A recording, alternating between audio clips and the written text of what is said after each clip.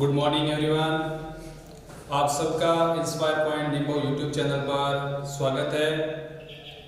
मैं सबसे पहले आपको यही कहना चाहूँगा कि आप सभी इंस्पायर पॉइंट यूट्यूब चैनल को ज़्यादा से ज़्यादा शेयर करिएगा, सब्सक्राइब करें, ताकि सभी पढ़ने वाले जितने सारे विद्यार्थी हैं वे सभी हमारे इन वीडियोज़ से, इन क्लासेस से लाभान्वित हो सके। तो मित्रों, ज़्यादा टाइम नहीं लेते हुए आज का जो अध्याय है वो मैथ का अध्याय होगा, यानी कि प्रोबेबिलिटी, प्रायिकता के बारे में।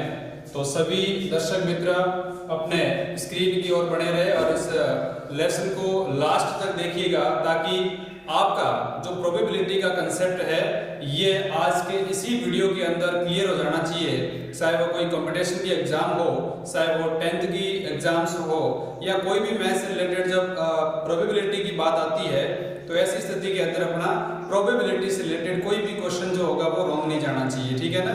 तो मैं पूरी कोशिश करूंगा कि प्रोबेबिलिटी से रिलेटेड आपकी सारे क्वेश्चन करवाऊंगा, और जो क्वेश्चन आपके कंपटीशन यानी कि जो राजस्थान की कंपटीशन एग्जाम्स होती है उनके अंदर भी आपके बहुत ज़्यादा काम आने वाली चीज़ है। तो आप सभी मेरे साथ बने रहे। आज अपना अध्याय होगा वो है मित्रों प्रायिकता, यानी कि प्रोबेबिलिटी।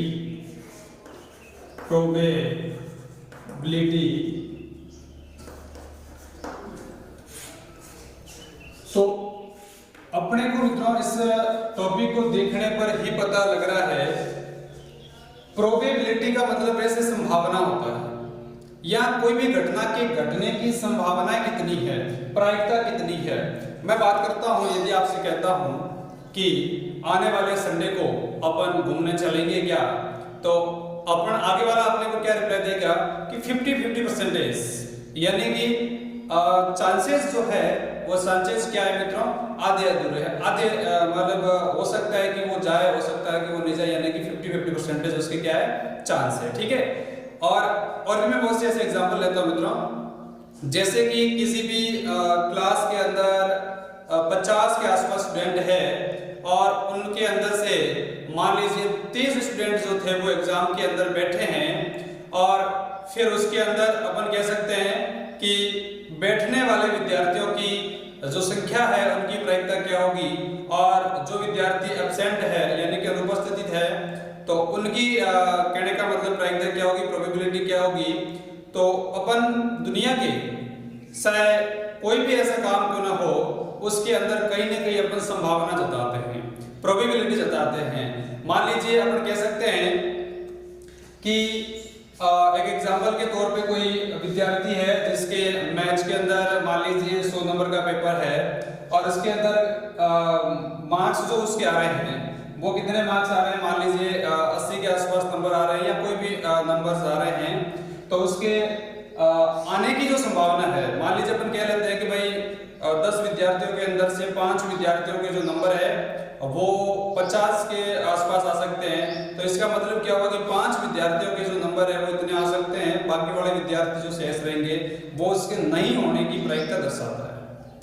इन सभी लैंग्वेज को अपन एक छोटे से शब्द और संक्षिप्त में ये समझ सकते हैं कि जो प्रोबेबिलिटी है, जो आपकी प्रायिकता है, वो प्रायिकता क्या करती है, किसी भी चीज की संभावना को जताती है।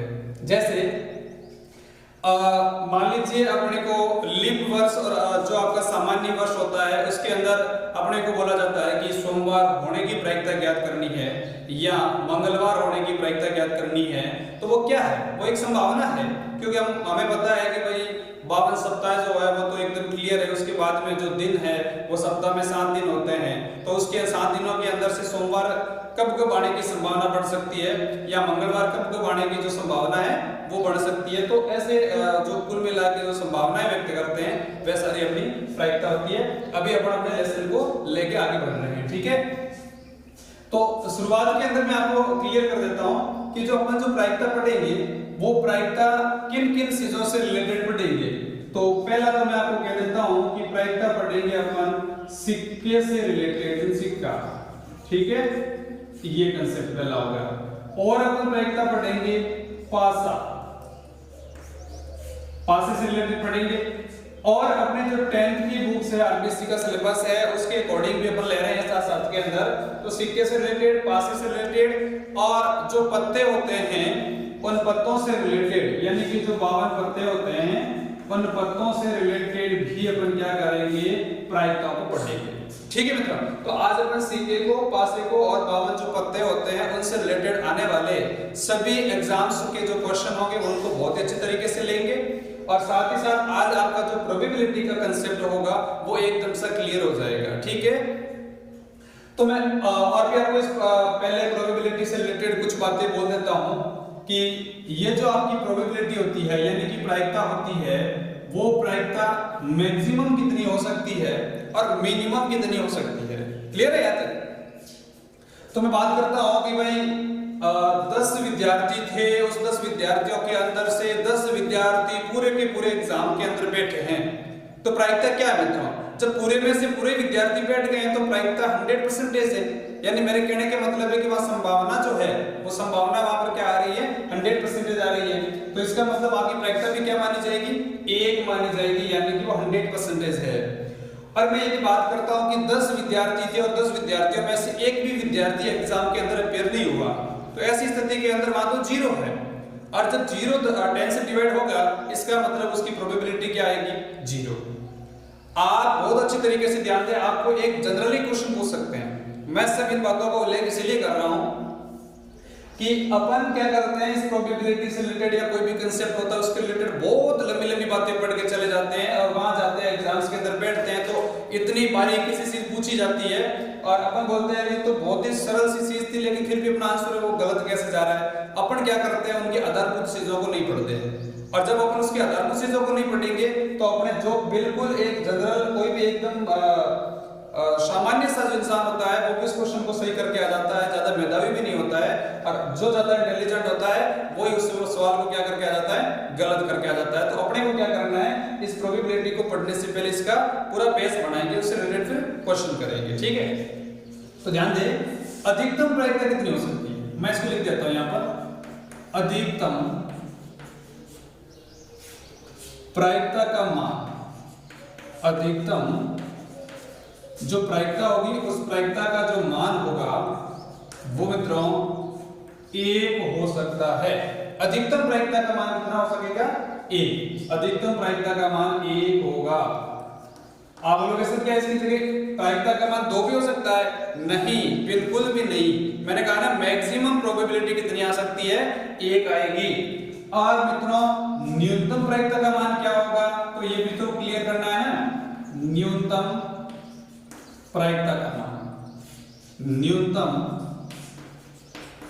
जो प्रायिकता होगी उस न्यूनतम प्रायिकता का जो मान होगा वो मित्रों मैंने अभी बात की थी 0 होगा।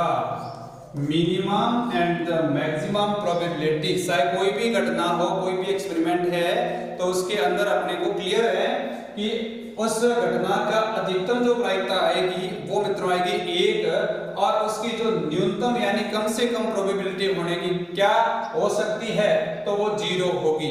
अब आप बोलोगे क्या सर 0 और 1 ही हमेशा होती है? बिल्कुल ऐसा नहीं होता है, 0 और 1 के बीच के बहुत सी प्रोबेबिलिटी होने की संभावना बढ़ेगी। क्लियर है? अब मित्रों आपको एक कांसेप्ट क्लियर करवाता हूं। यदि आपके सामने प्रोबेबिलिटियां आई और एक प्रश्न पूछा गया, जरा ध्यान देने का प्रयास करें। मान लीजिए कोई कंपटीशन के एग्जाम में प्रश्न आया, निम्न प्रायिकताओं के अंदर से कौन सी प्रायिकता नहीं हो सकती है या कौन सी प्रायिकता नहीं है। भाई ये प्रायिकता माने ए पे बी पे सी पे डी पे 4 आपको प्रोबेबिलिटी दे दी और उसके अंदर आपको बोला गया कि निम्न में से कौन सी जो प्रायिकता है वो नहीं हो सकती है। तो अपन क्या करेंगे, उन ऑप्शन को देखेंगे और ऑप्शन को देखकर अपन बताएंगे कि निम्न में से कौन सी प्रायिकता नहीं है। मैं क्लियर कर देता हूं, ऑप्शन लिख रहा हूं आपके सामने, बहुत अच्छी तरीके से ध्यान देना आप लोग। मैं लिख रहा हूं 3/5, बी में लिख रहा हूं मित्रों 6/8, सी में मैं लिख रहा हूं वो है मित्रों 6/3, ठीक है। और डी में मित्रों में क्या लिख रहा हूं 8/10। ये मैंने 4 आपके सामने प्रोबेबिलिटियां लिखी है, कोई प्रायिकता लिखी है। तो अब आप क्या सोचेंगे, सर ये तो सारी की सारी प्रोबेबिलिटी हो सकती है, फिर ऐसा कैसे होगा? आप लोग क्या करेंगे, ऐसे जब क्वेश्चन आपके सामने आते हैं तो आप उसको थोड़ा ध्यान से देखेंगे कि यहाँ जितने भी ये प्रोबेबिलिटियां जो लिखी गई है उन प्रोबेबिलिटी के अंदर आपको देखना है कि ऐसी कौन सी संख्या है या ऐसी कौन सी भिन्न है जिस भिन्न के अंदर आपका हर छोटा है और अंश बड़ा है। हर छोटा है और अंश क्या है, बड़ा है, तो वो कभी प्रोबेबिलिटी नहीं हो सकती है। तो मैं यहाँ पर देखिए हर क्या है, बड़ा है, यहाँ पर भी हर बड़ा है, यहाँ पर भी हर बड़ा है, लेकिन ऑप्शन नंबर जो आपका कौन सा आ रहा है मित्रों, सी, उसके अंदर आप देखेंगे डिवाइड करेंगे तो कितना आएगा मित्रों, 2 आ जाएगा। और मैंने क्या कंसेप्ट बोला है वो जरा ध्यान देना, मैंने कहा अधिकतम प्रायिकता का मान तो कितना होगा, 1 ही होगा। तो या तो आपकी प्रोबेबिलिटी का मान कितना आ रहा है, 2, तो क्या ये ऑप्शन राइट होगा, बिल्कुल भी नहीं होगा। ये भी प्रोबेबिलिटी हो सकती है, ये भी हो सकती है, और डी वाली भी हो सकती है, लेकिन सी वाली प्रायिकता आपकी कभी भी नहीं होगी। लेकिन प्रश्न आपको ऐसा नहीं पूछेगा, प्रश्न क्या पूछेगा, दी गई प्रायिकताओं में से कौन सी प्रायिकता नहीं हो सकती है। और आप लोग क्या बोलेंगे, या ए को सिलेक्ट करके आ जाएंगे, डी को करके आ जाएंगे, ऐसा मामला नहीं बैठने वाला है। अपने को प्रश्नों को सही ढंग से देखना, नहीं हो सकती है, हो सकती तो तीनों ही हो सकती है, लेकिन नहीं हो सकती की बात आएगी मित्रों तो आपका ऑप्शन कौन सा होगा, सी क्लियर होगा। ठीक है, ये तो मैंने केवल आपको एक सिंपल से एग्जांपल दिया है। ठीक है, 2 पॉइंट्स आपको बात हो गई, अधिकतम प्रायिकता का मान 1 होगा, न्यूनतम प्रायिकता का मान कितना होगा, 0। और मित्रों ध्यान देना, इन प्रोबेबिलिटियों का मान 0 और 1 के बीच में आते रहते हैं, लेकिन शर्त क्या मैंने बोली, उसका जो हर होता है वो अंश से हमेशा क्या होना चाहिए, बड़ा होना चाहिए। देखो सबके अंदर हर बड़ा है अंश के तुलना के अंदर। ठीक है, अभी मैं आपके सामने एक विशेष चीज लिख रहा हूं, 0, फिर उसके बाद भी मैं कह रहा हूं 0 से बड़ी होगी कोई भी प्रोबेबिलिटी जिसकी अपन ज्ञात करते हैं, और उन सबसे बड़ा कौन होगा मित्रों, 1 होगा। कौन होगा, 1। ये फॉर्मूला या ये चीज जो आपको बहुत ही इंपॉर्टेंट है, इनको आपने माइंड में बिठा दिया तो आपकी प्रोबेबिलिटी का सवाल जो है वो कोई भी क्वेश्चन गलत जाने के चांसेस नहीं बनेंगे। क्लियर है क्या? तो 0 से हमेशा कोई भी प्रोबेबिलिटी बड़ी होती है, और मैक्सिमम प्रोबेबिलिटी का मान कितना हो सकता है मित्रों, वो 1 होगा। इनके बीच में कोई भी मान आ रहा है तो मैंने अभी बात की, मैंने कहा उसका हर क्या होना चाहिए, बड़ा होना चाहिए, किसकी तुलना में, अंश की तुलना में, तो आपकी प्रोबेबिलिटी पॉसिबल है, अन्यथा कोई पॉसिबल नहीं है, वो आंसर आपका गलत माना जाएगा। ठीक है, अब ज्यादा टाइम नहीं लेते हो, अपन अपने क्वेश्चन की ओर बढ़ेंगे। सबसे पहले बात करूंगा मित्रों सिक्के से रिलेटेड। किससे रिलेटेड बात करूंगा, सिक्के से रिलेटेड बात करूंगा। आपको पता होगा जब अपन लोग किसी मैच की शुरुआत करते हैं, किसी गेम की शुरुआत करते हैं, तो पहले क्या होता है, टॉस होता है। ठीक है, टॉस होने का मतलब ये हुआ कि भाई कौन सी चीज की संभावना बढ़ेगी। तो आपको पता हमारे पास एक कॉइन्स है, सिक्का है, और इस सिक्के को अपन क्या करेंगे, उछाल देंगे या उसको उछालेंगे, तो आपको पता है उसके दोनों साइड में 2 चीजें होती है, एक होती है हेड और दूसरी क्या होती है मित्रों, टेल होती है। ठीक है, टेल को अपन क्या बोलते हैं मित्रों, वो आपको ध्यान देना है, यहाँ पर आप कंफ्यूज नहीं हो बिल्कुल। एक होता है पट, ठीक है, और एक होता है चित। ठीक है, चित और पट, हेड और टेल, आप बहुत अच्छी तरीके से यही याद रखना, क्योंकि ज्यादातर आपको लिखे हुए एच और टी मिलेंगे, तो हेड और टेल। क्लियर है? तो अभी मैं बात करूंगा, आपके पास सिक्का है, ठीक है, सिक्के से रिलेटेड भी बात कर रहा हूं मित्रों, सब जने ध्यान देना। सिक्का, तो उस सिक्का को उछालेंगे, किसी भी सिक्के को हम उछालेंगे तो उसके अंदर क्या आएगा, एक तो हेड आने की संभावना बढ़ेगी, और दूसरा उसके अंदर क्या होता है, एक हेड, और दूसरा मित्रों उसके अंदर होता है टेल। क्लियर है? यहाँ तक हेड या टेल दोनों में से ही आएगा। वो तीसरी साइड में तो सिक्का गिर नहीं सकता है, और जब तीसरी साइड में कोई सिक्का गिरेगा नहीं तो प्रोबेबिलिटी भी तो उसकी दोनों साइड तो बनेगी, कोई तीसरी साइड बनने की तो संभावना नहीं बढ़ती है। अब मैं आपको एक फॉर्मूले के अंदर आपको इसी बातों को उस फॉर्मूले के अंदर अपन रखेंगे, और उसके अकॉर्डिंग अपन किसी भी प्रोबेबिलिटी का जो क्वेश्चन होगा उसको सॉल्व करेंगे। क्लियर? अब देखिए मित्रों, मान लीजिए कोई प्रोबेबिलिटी को अपन लिख रहे हैं, मान लीजिए ये पी है, ठीक है।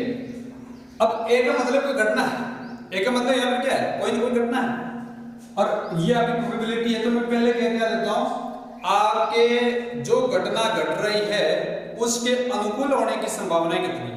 ठीक है, तो ए के अनुकूल, ए के अनुकूल घटनाएं, पर जो ए कोई घटनाएं हैं, या ए जो आपका कोई आपका एक्सपेरिमेंट है, या आपका कोई घटना घट रही है तो ऐसी स्थिति के ए के अनुकूल कितनी आ सकती है, ठीक है। और दूसरा जो आपका कंसेप्ट होगा वो मित्रों क्या होगा, निशेष घटना। क्या होगा, निशेष घटनाएं, या इसको हम परिणाम लिखते हैं कई बार। तो आपको कुल मिला के ध्यान देना है कि कुल कितनी संभावनाएं हैं, कुल कितनी संभावनाएं, निशेष घटनाएं कितनी हैं, और दूसरी जो आपकी उसके अनुकूल कितनी है, अडेप्टेशन में कितनी आ रही है उसके, तो उसको अपन क्या बोलेंगे मित्रों, वो बोलेंगे अपन प्रायिकता। क्लियर है, तो इसको अपन क्लियर कर देते हैं कि ये सही है। आपके कोई भी प्रायिकता को ज्ञात करने के लिए फॉर्मूला काम में आने वाला है, ठीक है। तो ए के अनुकूल घटनाएं होगी और दूसरी चीज क्या होगी मित्रों, वो आपकी होगी उसका कुल घटनाएं। कहने का मतलब क्या होगी, कुल घटनाएं जो होगी वो क्या होने की संभावना बढ़ती है।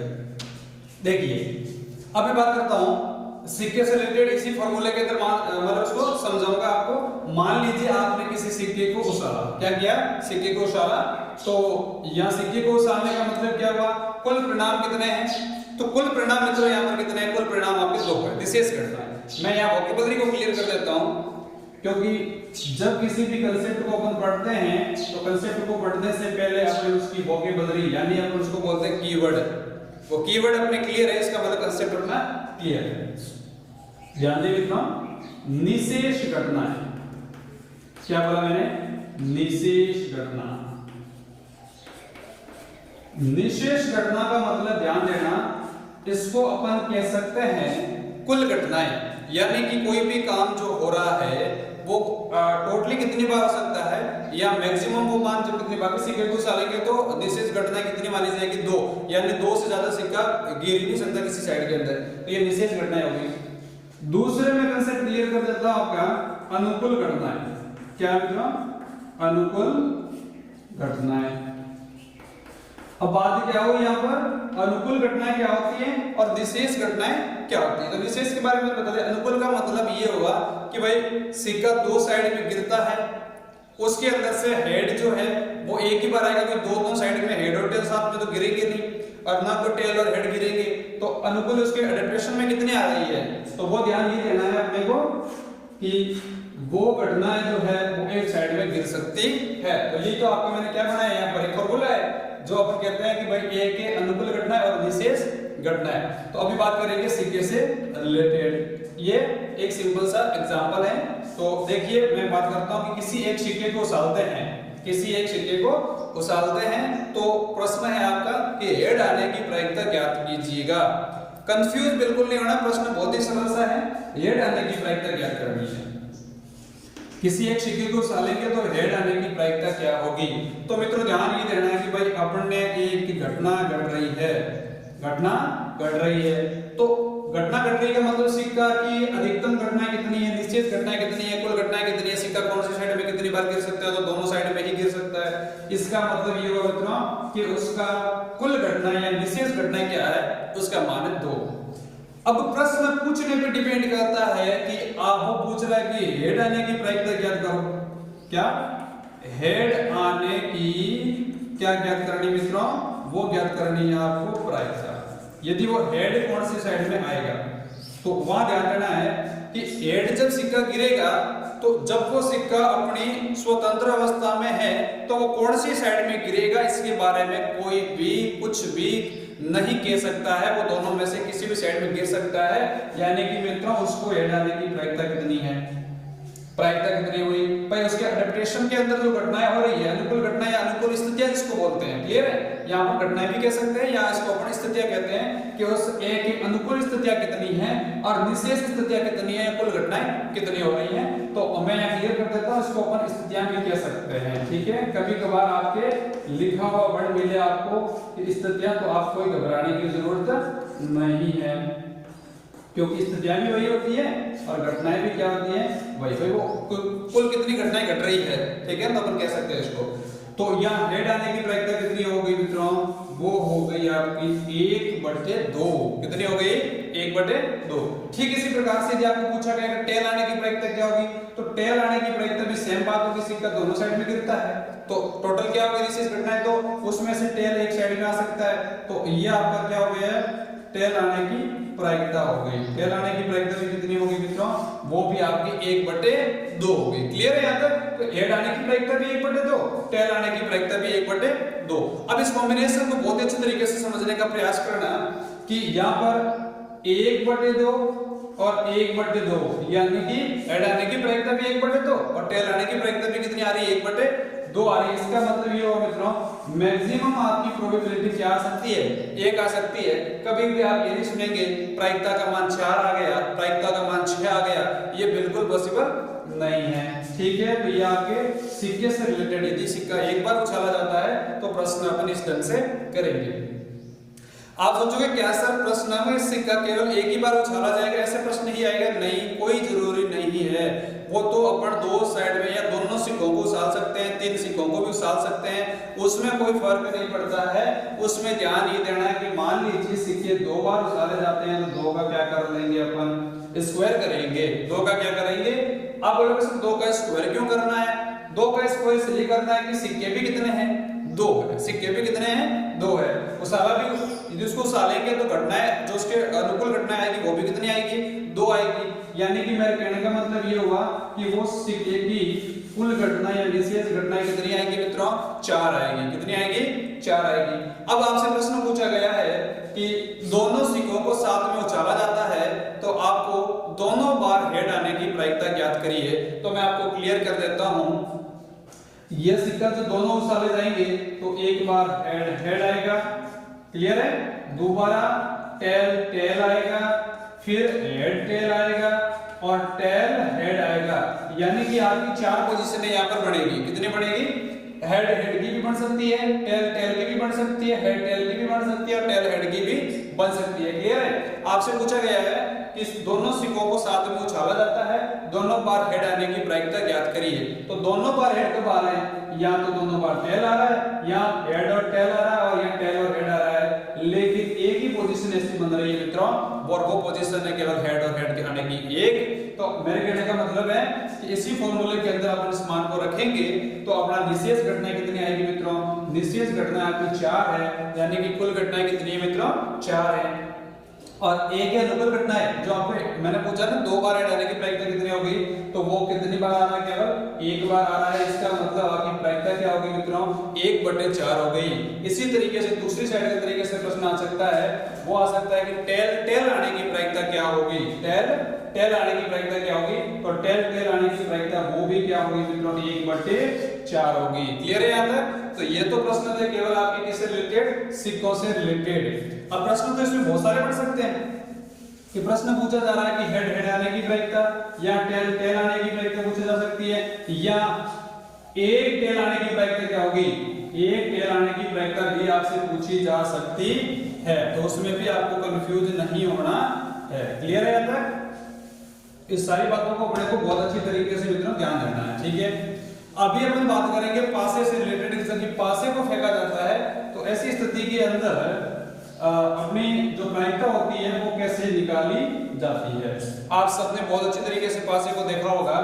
जब हम पासे की बात करेंगे, पासा, ठीक है, जिसको डाइस बोलते हैं, तो उस पासे को फेंकेंगे तो पासे पर मित्रों क्या होता है? पासा एक घना का, जो एक घन के आकार का इस टाइप का बना हुआ पासा होता है। ये इस तरीके का आपका पासा होगा, ठीक है ना। और उसके 6 पृष्ठ होते हैं और 6 पृष्ठों के ऊपर नंबर्स लिखे हुए मिलेंगे आपको, और वो नंबर्स आएंगे 1 2 3 4 5 और 6। ये आपको पासे के ऊपर क्या मिलेंगे? नंबर मिलेंगे। तो इनसे रिलेटेड आपसे प्रश्न पूछा जा सकता है कि एक पासे को उछालने पर उसकी निशेष घटना कितनी होगी। तो मित्रों अभी मैंने आपको समझा दिया बहुत अच्छी तरीके से। निशेष घटना का मतलब होता है कि उसके अंदर कुल घटनाएं कितनी है। तो कुल घटनाएं कितनी है? मैंने कहा अंक भी है, मैक्सिमम कितने है? यहाँ पर 6 है। तो आपकी निशेष घटनाएं भी कितनी हो जाएगी? 6 हो जाएगी। अब प्रश्न किस तरीके से पूछा जा सकता है, तो ध्यान दें प्रश्न पूछने के तरीके। किसी एक पासे को अपन उछालेंगे तो सम संख्या आने की प्रायिकता क्या होगी। तो ध्यान दें मित्रों, आपका एक विषम अंक है, इसको अपन नहीं लेंगे। आपका 2 क्या है, सम अंक है, 2 को अपन सेलेक्ट करेंगे, 3 को नहीं करेंगे, 4 को करेंगे, 5 को नहीं करेंगे, 6 को करेंगे। तो अपना मैक्सिमम यानी कि अभी मैंने फॉर्मूला लिखा था कि जब किसी भी की प्रायिकता निकालेंगे अपन तो उसका अनुकूल घटनाएं कितनी है। क्या बोला था मैंने, अनुकूल घटनाएं, और दूसरा मैंने क्या बोला था उसकी अपॉन निशेष घटनाएं कितनी है, अपॉन निशेष घटनाएं। क्लियर है यहाँ पे। तो निशेष का मतलब कुल घटनाएं कितनी है, पास 6 साइड में गिर सकता है, 6 में से कौन सी भी साइड में गिरेगा। तो ऐसी स्थिति में होगा क्या कि उसके अंदर मैंने प्रश्न पूछा कि एक पासे को उछाला जाता है तो सम अंक आने की प्रायिकता क्या होगी मित्रों। तो सम अंक कितनी बार आ रहा है, 1 2 3 बार आ रहा है। तो अनुकूल घटना कितनी हो रही है, 3 हो रही है। तो 1/2 क्या हो जाएगा, 2 हो जाएगा। तो सम अंक आने की प्रायिकता क्या होगी मित्रों, 1/2। ठीक इसी तरीके से उसका विपरीत ऑपोजिट प्रश्न पूछा जा सकता है कि किसी एक पासे को उछालेंगे तो विषम अंक आने की प्रायिकता क्या होगी। देन ऐसी स्थिति में भी क्या होगा, सेम बात पड़ेगी कि यहाँ पर आपके विषम अंक भी कितने आ रहे हैं, 1 2 और 3 आ रहे हैं। निशेष घटनाएं भी कितनी है आपकी, यानी कि 6 है। तो ऐसी स्थिति में क्या होगा, 1/2 हो जाएगा, 1/2 हो जाएगा। अब बात मैं करूंगा कि उसके समंक आने की प्रायिकता भी 1/2 और विषम अंक आने की प्रायिकता भी कितनी 1/2 है। यानी कि ऐसी स्थिति में मैक्सिमम अधिकतम प्रायिकता कितनी होगी। तो अधिकतम प्रायिकता आपकी कितनी मानी जाएगी, 1 मानी जाएगी। ठीक है। तो ये तो आपके पासे से रिलेटेड। अब मित्रों बात ये ध्यान देने की, पासा यदि दोनों पासे फेंके जा रहे हैं, केवल एक पासा नहीं फेंका जा रहा है बल्कि पासे दोनों ही फेंके जा रहे हैं, तो दोनों पासे फेंके जाएंगे। तो मैंने अभी आपको एक कांसेप्ट बताया था कि पासा जो होता है उस पासा क्या होता है एक्चुअली, पासे के ऊपर नंबर्स कितने होते हैं, 6 नंबर होते हैं। कितने नंबर होते हैं, 6।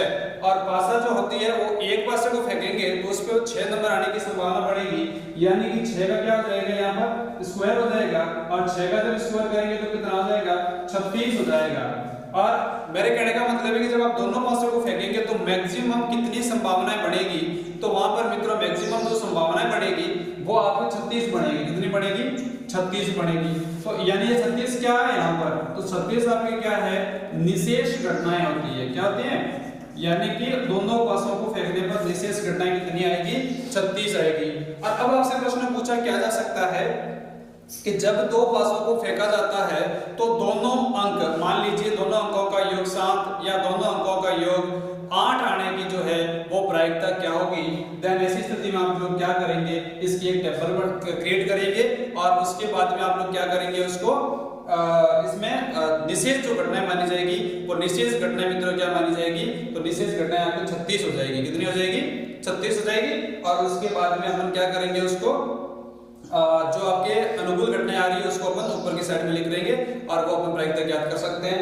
यदि पासे 3 उछाले जा रहे हैं तो इसका अपन क्या करेंगे, 3 से मल्टीप्लाई कर ले। भाई से 36 पहले हो रही थी तो वो क्या करेंगे, 6 से कर देंगे। क्लियर है यहाँ तक क्या है भाई, 2 जब पासे उछाले जाएंगे तो 6 का स्कोर हो रहा था, यानी कि 36 घटनाएं संभव थी।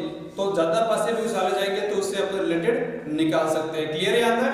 तो आज में क्या क्या हो गया, बहुत अच्छी तरीके से चीजें हो गई कि अधिकतम प्रायिकता का मान कितना हो सकता है, तो वो मित्रों होता है 1। न्यूनतम हो गया वो बता दिया मैंने, ये चीजें होती है प्रायिकता के अंदर। तो आज अपने सिक्के से रिलेटेड और पासे से रिलेटेड जो भी कंसेप्ट थे वो बहुत ही अच्छी तरीके से, मुझे विश्वास है कि वो क्लियर हो गए हैं। ठीक है।